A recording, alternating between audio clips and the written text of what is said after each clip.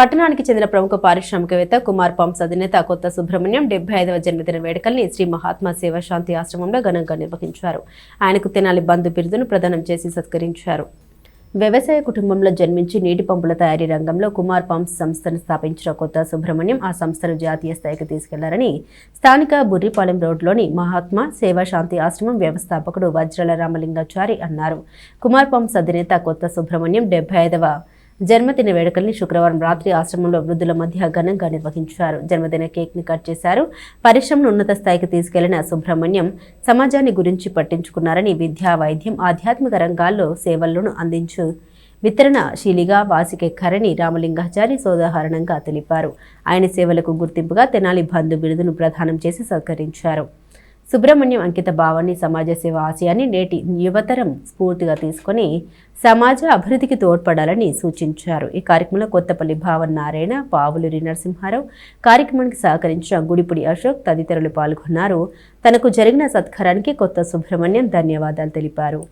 Subrahmanyam guarantee జనాల బంధు. ఎందుకు బంధు అని అంటే అందరికీ సహాయం చేసే గుణం ఒక తెనాలిలో సుబ్రహ్మణ్యం గారికి ఉన్నది. గాంధీ ఆశ్రమం తరఫున వారికి ఈ ఫౌండర్స్ డే అంటే ఫ్యాక్టరీ పెట్టిన రోజే వారి బర్త్డే, ఆ బర్త్డేనే ఈ బర్త్డే.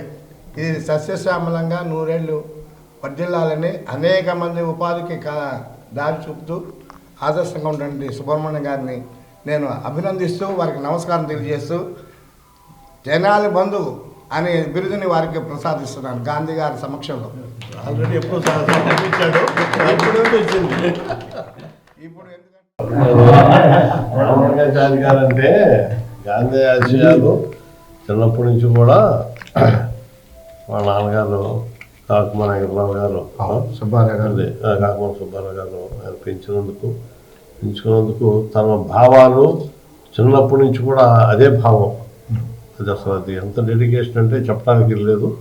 ఆయన చేసే సేవలు అందరూ అందరూ తెలుసు. అంటే ఇది ఒక పెద్ద గురుతర బాధ్యత మీద నెత్తిపై పెట్టుకున్నాడు. చక్కగా చేసుకుంటూ వస్తున్నాడు, చెప్తున్నాడు, మంచిగా చాలా గొప్ప పనులు చేస్తున్నాడు. అంటే మహాత్మా గాంధీ అంటే తిరిగిన వాళ్ళు ఎవరు ఉండరు. అంటే మహానుభావుడు, ఈ దేశానికే స్వాతంత్రం తెచ్చిన వ్యక్తి. భారత్లా చదివి ఉన్నతంగా ఎక్కడో ఉండాల్సిన వ్యక్తి కూడా వచ్చి ఇండియా తన ప్రజల కోసం మళ్ళీ కొల్లాయకుండా కట్టి ఇంటి ప్రజల్లో తిరిగి ప్రజల్లోనే కలిసిపోయాడు.